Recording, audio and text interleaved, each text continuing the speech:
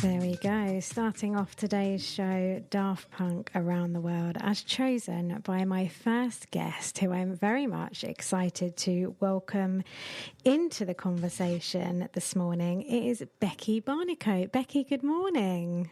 Good morning, Kelly. Thanks for having me on. Thank you for being with me today. It's such a pleasure to be able to have this is our second conversation, really, isn't it? Because we have met once before. So it's great to have you back here to talk to me. But you're not local, are you? Tell me where you're based. I'm actually based all the way out in Cornwall, so right across the other side of the country. And yeah, we've lived here for 4 and a bit years, made a move from London to live nearer to my family. And it's so different. I actually feel like I live on another planet. Do you? It's rural, and it's such a different life to the city. I'm still processing how different it is. It's a wonderful place to bring up children, though, I imagine. Are you nearby the sea? Yeah, we're near the sea, and they know the names of insects and birds, and there's all of that connection with nature, which was a big reason we came here. But I do miss the city, and I miss the southeast. There's a lot that I think I get now about the city that I definitely took for granted, and so I've had a few sort of moments of real, almost kind of grieving London, and I grew up there, so yeah, I'm not done with the capital. I definitely see myself maybe living there again one day. Yeah, I think it must be quite a vast contrast, mustn't it, the two? And it's really important what you said there about grieving, because I don't think we have enough focus on grief of the smaller things in life. You know, we move on and we go through a stage or a transition, you know, even from a job or becoming a mum or moving. And it can be quite a lot to take on, can't it? Definitely. And I've questioned the word, and am I allowed to use it in the context of losing something, but it's still there? It does feel like that. So it feels like the word that kind of makes the most sense, and you really kind of, I've grieved lots of stages of, as a parent, the newborn stage, the baby stage, when you realise they're not babies anymore. And maybe one of your children says, I'm a big boy now. And you think, oh, wow, we're into the childhood stage. And I know. You don't hold them as babies again. It's a poignant thing, isn't it? It is, and I think often actually it's harder when something is still there and you haven't got it than when it is, because there's no finality to it, is it? There's always that kind of, will this happen, won't it? But yeah, we all have these transitions, and we're going to come on to that. But let's go right back. So you grew up in London. Was that where you were born and went to school? Yeah, born and grew up in London. We lived near the Thames, near Richmond Park. So it was as rural in a way as London gets there. And I always loved nature and being outside, being in the park. And we spent a lot of time in Cornwall. I've got family connections to Cornwall. So it was almost the other home for me. And I just, felt this kind of calling to try and, live right in nature and, have that be part of my life. And this really became a reality the last few days because we were hit by Storm Goretti. Wow, that was a big one. I imagine down there you were affected quite a lot, weren't you? It was wild. It was really wild. We lost power for 3 days and trees went down, and suddenly nature, there's the sunshine and rainbows, and then there's the 100-mile-an-hour winds battering your home. So that must make you look at life differently. And you've got young children as well. Was that scary at that point? It was scary, and you do feel vulnerable being far out and living rural, and you see that in a way that we can. I think rural communities can be a bit neglected by the government. They don't really maybe understand how cut off people are, how dependent they are on power and water, and when it's gone, you're just alone. You're alone, and it's so dark. Yeah, it's so dark. I know, particularly with these really early dark evenings, that they must have felt quite long. Oh, I didn't anticipate the darkness of the countryside. It's like a new character in your life. it's so thick and so complete. It's solid. Yeah. You just don't ever know. You just don't ever know darkness really when you live in London. No, yeah, I suppose because it's just always bustling and it's always alive. So it is that complete contrast, the opposites of life. Absolutely. So did you, when you were in London and you grew up and you were at school, was your aspiration always to do the type of work you're doing now, or did you have a completely different idea in mind, Becky? I did always want to draw. I have very early memories, being 5 or something, and being very fixated on drawing. I wanted to do it all the time. It made me feel so good. And saying from a young age, I want to be a cartoonist, or I want to draw picture books, write books. And yeah, it was always my goal. And people kind of tried to sort of steer me away from that. They'd say, being a cartoonist isn't really a job. Like, no one really gets to do that. Or they'd say, oh, like, you want to make films like Walt Disney? No, I don't want to do animation. I want to draw cartoons. It's a sort of niche thing to want to do. But, having now become a cartoonist, and I'm a comics writer, and I've written a book that's illustrated, I've met lots of other people who are also cartoonists or comics writers, and they also wanted to do it for some reason from a young age. I'm kind of fascinated by why kids want to do something when they grow up. What is that drive? I think it's really interesting. It is really interesting. I think also it's quite amazing that you followed and connected to that dream, because you're a published author, you're a cartoonist, and that's what you do day to day for your job. And we're going to speak more about that. But a lot of people can have a belief and want to do something. And so often I'm noticing, particularly when talking to different people, that they might have a dream, and quite often early on at school or with whatever support, that's flattened quite fast. Yeah. So did you ever have any of that, or did you always manage to hold your belief quite strong? It was flattened a few times by teachers, by the world, and they're not being cartoon jobs. But yeah, my art teachers told me they didn't want me to do art for GCSE, even though it was my favourite subject. They said, we don't think you're good enough. Your style is too cartoony. I was devastated at the time. I mean, I was in tears. I was begging them. It was really horrible. But looking back, I think I was maybe 14 years old. Why would a teacher ever tell a child they can't do a subject they love? What's a strange thing to tell a child? So, like, the concept, looking back on that now as an adult, it boggles me that they would have said that. So it was horrible, though. At the time, I felt like my style, that cartooning wasn't valid. And they said, you have to focus on still life and traditional art. And I think it held me back. It definitely hampered me. It made me lose confidence. And I've had to unlearn a lot of that kind of negativity towards comics as I've got older, and release my natural style again. Which is so important, isn't it? Because I think words are so powerful, aren't they? I mean, we can learn so much through people's words and conversations, and the simplest thing can really knock you or, take you off track. But as you've proven here, and, it's wonderful to see that dream, that passion was so deep set that nothing was going to get in your way from becoming one. Yeah. It just never quite went away. I mean, whenever I'm holding a pen, I'm drawing anyway. So if I'm on the phone or just, bored, I'll doodle. But yeah, the desire never went away. And actually it started to affect me on a really, I did give up drawing after leaving university, and I tried to become a journalist. And I thought, drawing's just this, I need to let go of it. It's a failure. It's not going to lead to anything. I tried to quit it. And my mental health started to really deteriorate. I became really anxious, really depressed, and I stopped sleeping. I had horrible insomnia. I would wake up in the night, my mind racing. I couldn't get to sleep, and it went on for months and months. And I was really getting to rock bottom, feeling really unwell. And I suddenly had this revelation in one of my insomnia nights, thinking, I need to draw. I just need to do it again. I need to start drawing. I don't know where that thought came from. So the next morning, very early, having had no sleep, I got a sketchbook and started drawing. It was really physically painful. I felt like I couldn't do it anymore, but I forced my way through. And so strangely, the insomnia went. really fascinating.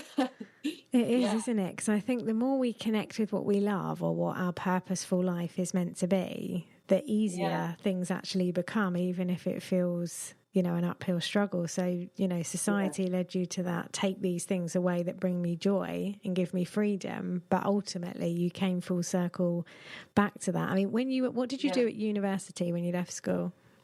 I tried to do art. I did a foundation course, but it just didn't work out. Again, they said, "Why are you here? What do you want to do?" And I said, "I want to write comics, be a cartoonist." And they said, "Well, that you don't do that at art school. That's not what art school's for." And I just said, "Well, where do I learn how to draw then? I want someone to guide me and teach me."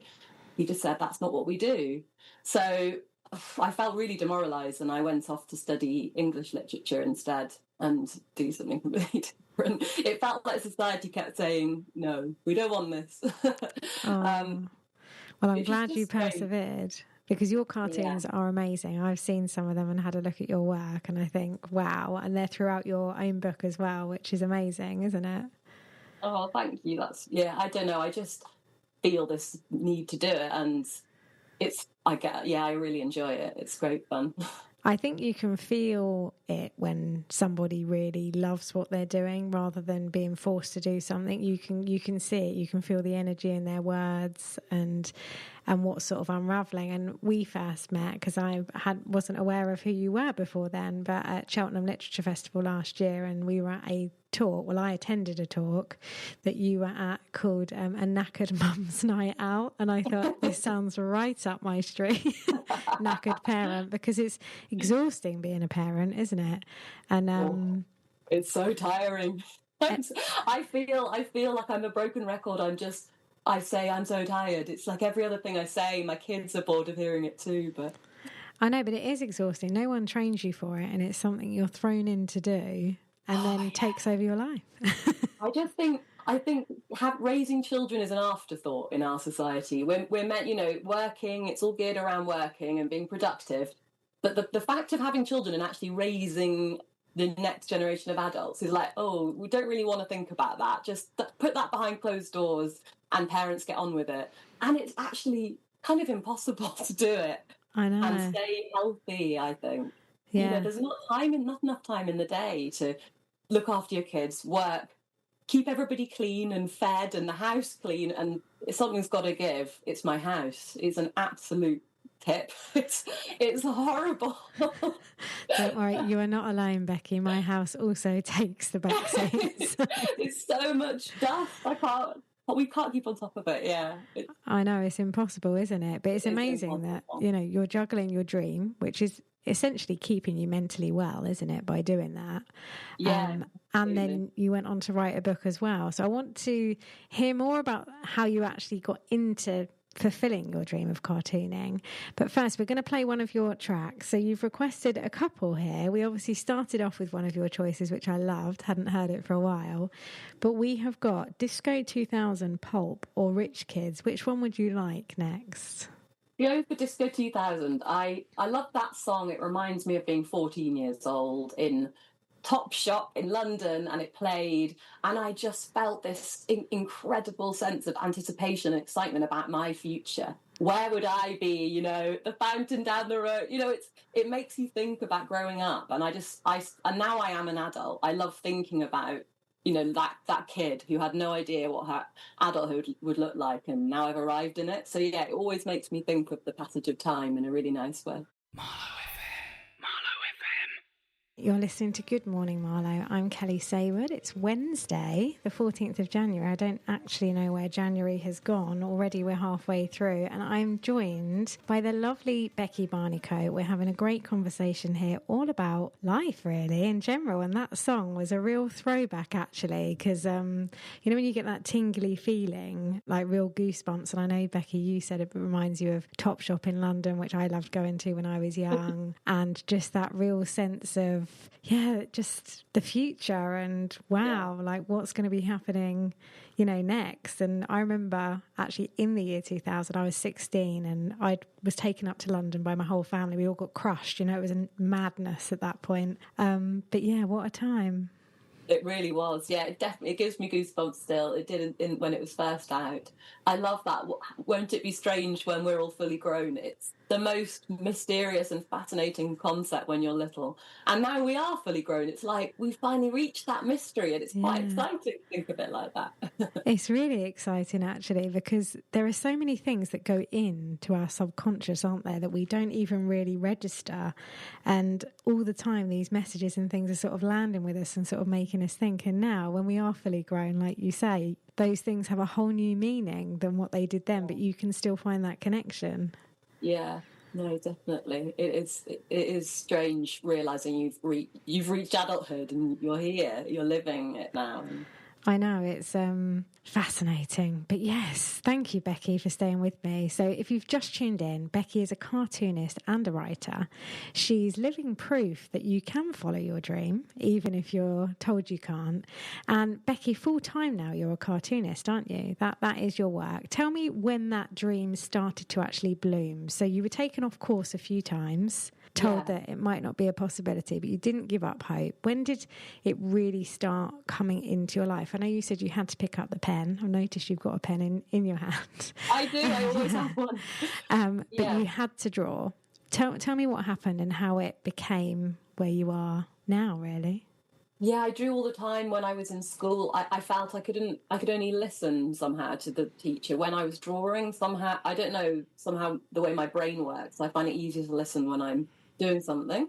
So I was always drawing, and I would draw caricatures of the teachers for my friends and make people try and make them laugh, and then get in trouble with the poor teachers when they saw their unflattering portrait. But yes, I was kind of put off it by art teachers telling me cartooning and comics isn't really art. And eventually I went to uni and studied English, and but I worked at the student newspaper, and I did draw for some illustrations and comics for them, and I was editing, and it seemed like editing and journalism was more of a real profession than comics and cartooning. So I won a journalism prize at uni, and then I got some work experience at The Guardian through that, and ended up applying for a job there and working there for nearly 10 years. And trying to be a journalist instead of a cartoonist. And it was a great experience, but I think in a way, it wasn't the calling for me, and I couldn't let cartooning go, and I started to do it in my spare time, and I would make my own zines, or had a little blog that I drew and posted pictures on, and I would go to comic book fairs, and I started to meet other cartoonists and get asked to submit to anthologies. This was all self-published work at this point. And through that, I got asked to pitch some cartoons to the New Statesman magazine as a potential regular strip, and was very lucky to get that job.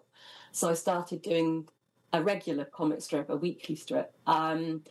And from there, my next big break was a job as a cartoonist for BuzzFeed, the website. Wow, that's amazing. I remember seeing that on a job site and being like, my jaw kind of dropping and thinking, this is my dream job. And I had that moment thinking, everybody said this job didn't exist, and it's here suddenly. So I applied for it. I'd never wanted something so much. I was trying not to come over as too desperate in the interview, because, I really want this. This is literally what I've been wanting my whole life. But I was very lucky to get that job. And so for a few years, I worked as a cartoonist for BuzzFeed in London. And unfortunately, BuzzFeed's website bubble burst, and they eventually kind of had to close the office, and all the luck ran out of the business there. But it was an amazing experience, and I would draw cartoons about my life. Basically, that was the job. That was the brief. Turn your everyday life into cartoons that people are going to relate to and share. And it was great training for me, really. I love that. And I think, how wonderful is it that you had this dream that then just became reality? I know what you mean. I've had that feeling before, you know, when you really do something you love and you're so excited, you almost need to rein yourself in a tiny bit, and you think, oh, this is so exciting, and realizing, you know, that dream has actually come true, like that song, like what will you be doing, and here you are. But it hasn't stopped you, has it? Because you're still cartooning now for many different places, and your work is amazing. So tell people, while we're at this point, actually, where, if anyone's listening that doesn't know who you are at this point, where they can actually discover the work that you do, Becky. So I still do a weekly strip in the New Statesman magazine, and that tends to have a kind of political slant to it, sort of satire, and I cover politics and current affairs. And that's really fun because I feel that's an extension of the caricaturing my teachers that I did when I was a kid. I now get to do that for politicians. It's a really nice way to respond to politicians doing horrible things. And I am...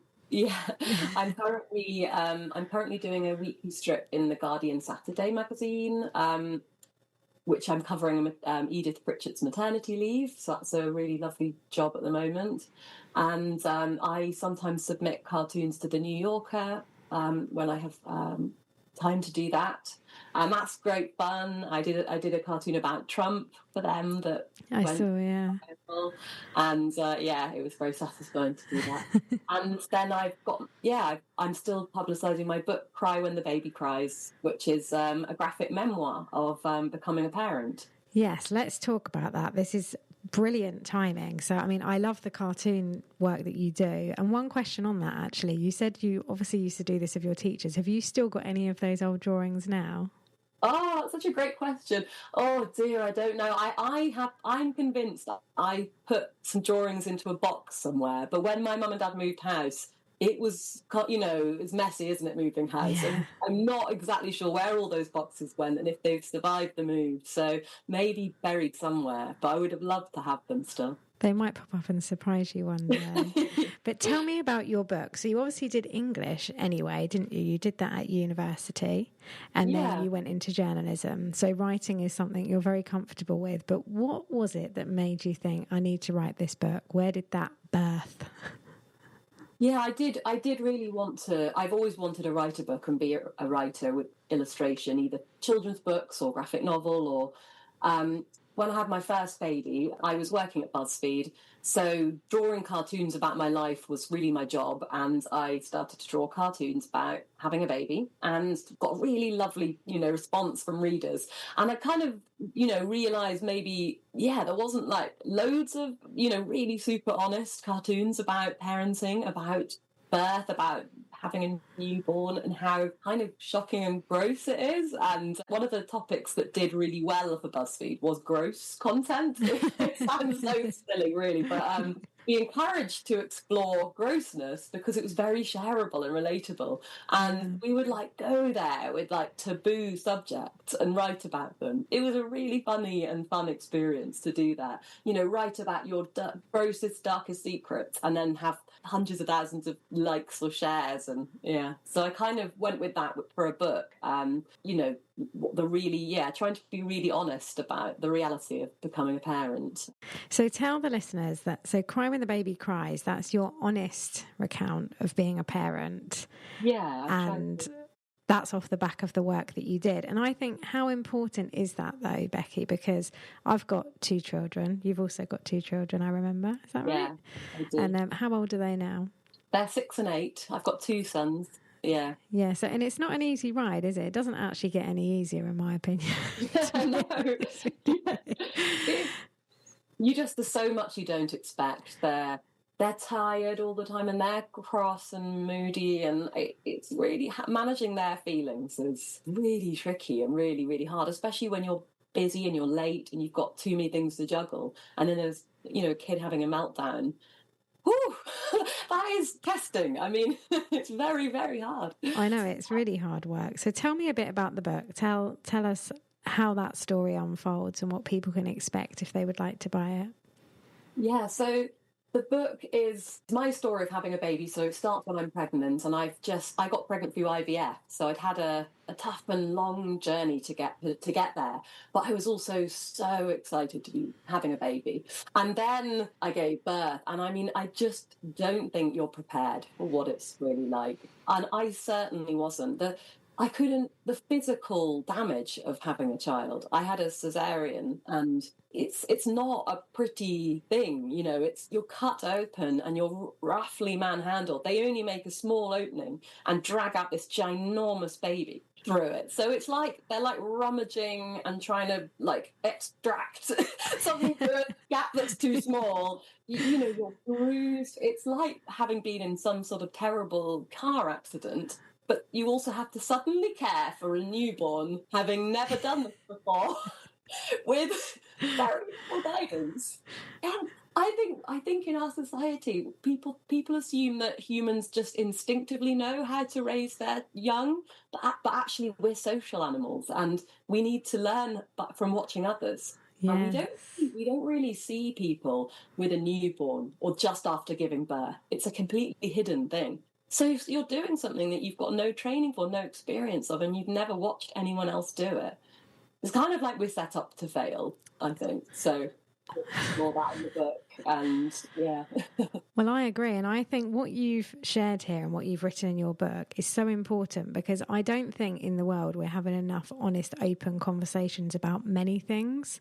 And like you just shared there, Becky, we need to learn from other people. You know, if we go back in like generations and generations, people were in tribes and in communities, and they were helping each other, and you could go to someone if you run out of, you know, veg, or someone might help you with the thing. And we've lost that connection. It's breaking down. And it's why I'm so passionate about this work, really, which I feel is my thing that I just love. I just love talking to people and understanding their why and why they arrived where they are now and what led them to write the book, because there's real honest like pain in there, isn't there, and difficulty and struggle that we often just don't speak about enough. Yeah, definitely. I think at some point in my parenting newborn journey, I started to have this thought that it surely isn't meant to be this hard. My baby just wouldn't sleep. Neither of my babies would go down in a cot, like absolutely not. So with my first, I was terrified of something happening to him if he shared a bed or if I fell asleep holding him. So I was vigilantly trying to get him into his hard, flat sleep surface. He would cry the minute he touched the beautiful, hard, flat, safe sleep surface. And then I'd have to pick him up, and I hadn't slept for days, and I was delirious and losing my mind, and I'm so physically ruined, and I wasn't healing. My scar wasn't healing, and I had this sort of. It started to come to me that surely this isn't how it's meant to be, because as a species, how would we have survived this? Others alone with no sleep, with screaming babies, you'd just be instantly killed by a predator. So it can't be natural. And then I started to just think, well, I guess we were in communal groups, and everything started to make sense. And I started to notice that every challenge that we face as a family, and every breakdown, meltdown, all the tears, they were usually around parts of life that were not very natural, or probably too many things going on, too many demands on us, like waking up in the morning, having to get everybody ready, dressed, and get to school or work at a certain time. Yeah. It's not that realistic with two young children. So it causes a lot of hell. You know, kids out and about in the world, they want to run free. That's how they have evolved for 100,000 years. But now the world is full of cars, and it's really dangerous. So they can't run free, and you spend your whole time screaming at them, be careful! And it's really stressful. So yeah, it just started to make sense that really I think we don't maybe live the most sort of natural lives for how we've evolved, and that causes a lot of stress, and we can often turn that in on ourselves and say we're not good enough, we're to blame, we've got a failing, there's something wrong with us. And actually I think the society is at fault, and we're all struggling in an ill-fitting world at the moment.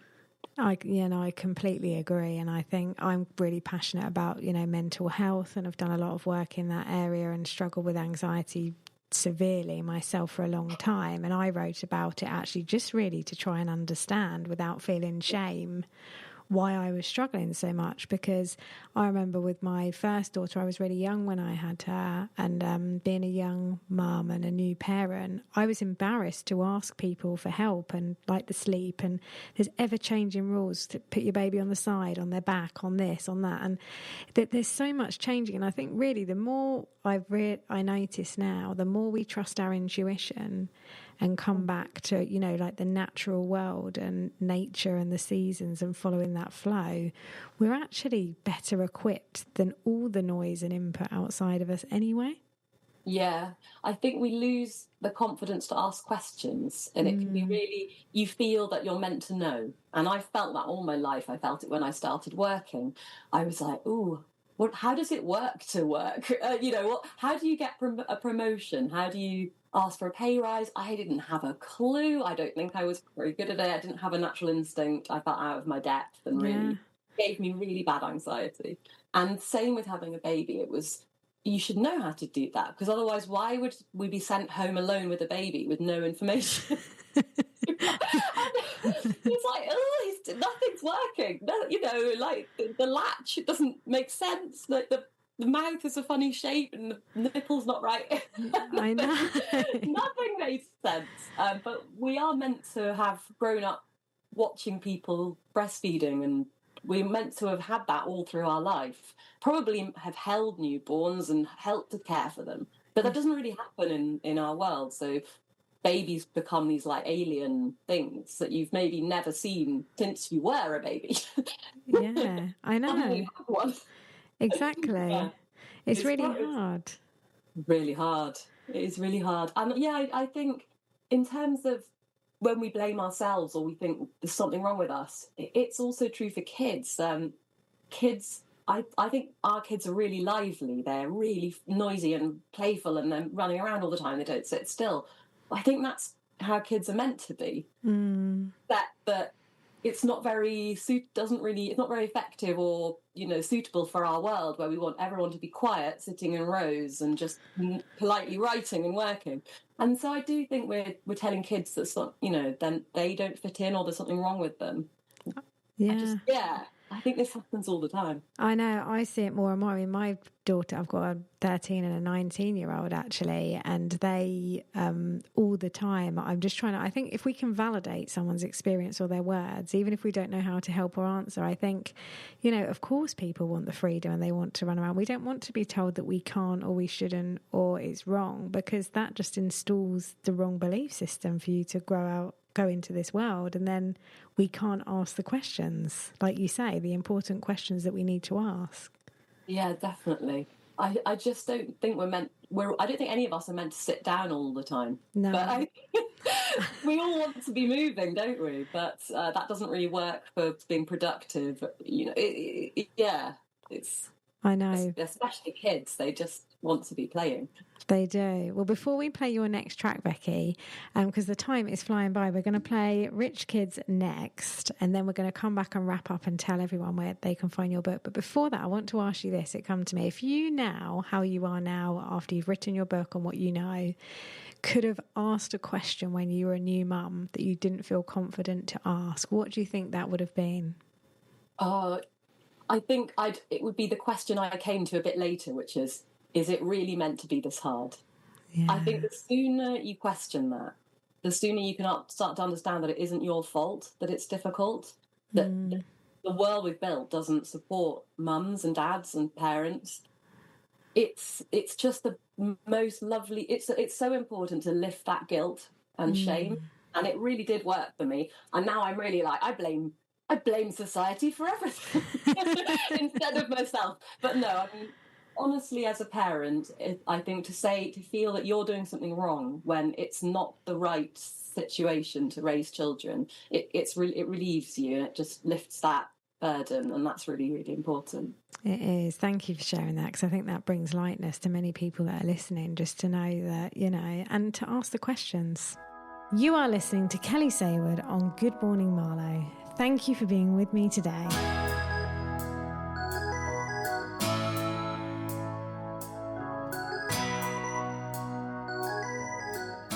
I'm joined by Becky Barnicoat in the studio with me this morning. We've been talking all about her wonderful work as a cartoonist and writer and her brilliant book, Cry When the Baby Cries, which I believe the paperback copy is coming out very soon, Becky. Yes, it's out in February, which is really, really exciting. And I think it's about half the price. So it's really affordable now, which is good because a hardback is a kind of lovely luxury item. It is. And where can people get your wonderful book? Where can they buy it? Available in all bookshops and online, wherever you buy books. So yeah, it'd be lovely if you wanted to read it. So check it out. And some of your cartoons feature as well, don't they? What a treat. Yes, it's great. Yeah. It's been such a pleasure to have a book out and really life goal achieved. So, well, to write and illustrate it as well is just wonderful, isn't it? To be able to do both yourself. What a wonderful thing. Have you got plans to write any more books? Yes, I definitely do. I would love to write another book. And at the moment, I'm in a stage where I've got lots of ideas jostling and I'm trying to figure out which is going to be the one that will actually turn into something. So I'm going to London this weekend for some work events and I'm going to try and do a little writer's retreat in the Travel Lodge where, with no kids needing to be fed and looked after and try and get cracking on my next ideas. That's so exciting. Well, when you figure out what it's going to be, we can come back and have a part 2 sometime. You can share all about it. Yes. Oh, that'd be lovely. Thank you. Yeah. Yeah, it's been great talking to you, though. I really admire that you've had this dream and you're now living it. And also, most importantly, Becky, just sharing the struggles with not only getting into the things that you love and having those knockbacks, but also parenting, because despite doing all this wonderful work, you're bringing up 2 children and it's not easy. And as you said, no one teaches us how to do it because we've lost community and connection. Yeah, absolutely. It's the tricky thing about parenting is it can bring out the worst side of you. You know, you're under so much pressure and you're so exhausted and you then, have a short temper and you shout and it's really tough getting past that, yelling and then feeling like you've failed and you're not a good mom or dad or whatever. And I mean, every single day you struggle to be the parent you want to be. I know. Really tough, like in pressurized situation. Yeah, it's so hard. I mean, I, as an anxious parent for a long time, went through a lot of that guilt failure thing because my younger daughter had anxiety and I thought, oh my goodness, I was just in this sort of hamster wheel loop of feeding my fear, her fear. And it wasn't actually until I started writing about what I was feeling, I could see it just taking that step out, thinking, oh, hang on a minute, like you sharing about the question, what is the question? Is it meant to be this hard? When I was consumed with anxiety, I thought, well, what is my real fear here? What is it? And it unravels, doesn't it? That I really relate to that. I am an anxious parent, so is my partner. And when our kids show anxiety, I felt so guilty about it. Is it because he's learnt from us? And you don't know, but maybe it is your personality type as well. He's very sensitive and he loves art as well. And maybe that comes with a bit of extra anxiety, trying to process the world all the time and feel things very intensely. But yeah, working with your kids through their mental health struggles is a challenge you can never be prepared for. It's very difficult and painful to watch the people you love suffering in any way. And you support them. Sometimes you're also struggling. I know. It's so difficult because my mum struggled really badly with her mental health and we didn't talk about it, that generational thing. Yeah. So then when I suffered, I did the same thing. I kept everything in, that shame thing. Yeah. And it was only when I wrote this self-published book and my elder daughter, who was doing English, proofread it for me. She was like, God, I feel like I can hear you all the time. It's awful. But off the back of that, I think she really understood what was beneath the terrified eyes and the constant overcompensating, which is what I did as a parent. I just didn't know what I was doing. It's exhausting. So tired. It is. It really, really is. It must be amazing, though. How old's your daughter now? So she's 19. That must be amazing to be able to talk as adults. Yeah. It is actually pretty special because I think every phase is different. Yeah. And my younger one, who's 13, she was the anxious one. But we do have open communication. I think whatever age they are for me, that just to keep talking is the best thing.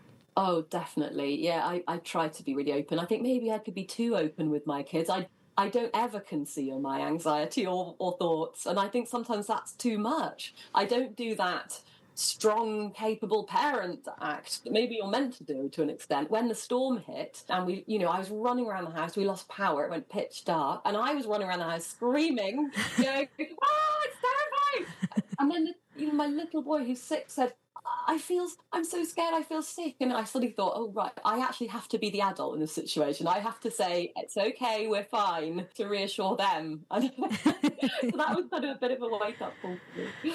Oh, I think you can never be too much. And I think being open is, then they know that it gives them permission to feel as well. Yeah. Oh, Becky, I could talk to you all day, but we are coming to the last few minutes now of the show. But if you want to get in touch with Becky, she's on Instagram. You can see loads of her wonderful work, Becky Barnicoat. Yeah. And your website as well, beckybarnicoat.com. Yeah, that's right. Yeah. Any final words for our listeners, Becky? Well, thank you for listening, and yes, do check out my book if you have kids and you found parenting challenging, surprising in any way, and it might be something you relate to in there. And I love this song by Ace of Base. I really I remember hearing it at age 10, and I don't want another baby, I think. I'm now sure 2 is a lot, and it's brilliant. But yeah. Oh, Becky, thank you so much, and have a lovely rest of your day. Thank you for being with me. Kelly, thank you so much. It's been a pleasure to talk to you. Oh no, I've loved it. Thanks, Becky. Take care. Take Bye. care. Bye.